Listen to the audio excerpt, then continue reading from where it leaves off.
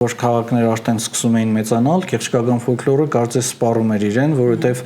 աշխատանքային երգերը, օրացային երգերը ոնց որ տիպիկ գյուղի մարդուն բնորոշ լիներ, քաղաքում ուրիշ բաներ առաջացան, արդեն աշխատանքային այլ բաներ եւ կարծում եմ որ քաղաքային ժանրը այդ ժամանակից է սկսել զարգանալ եւ հատուկ թեմատիկ ուղղվածություններ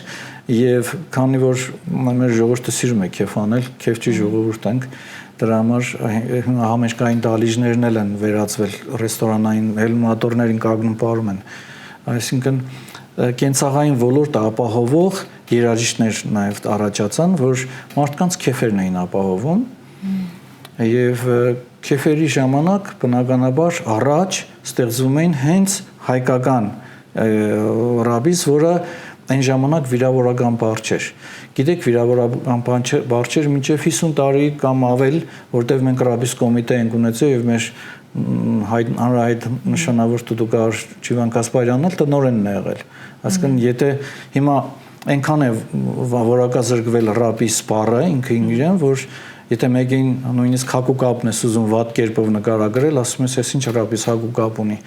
Սա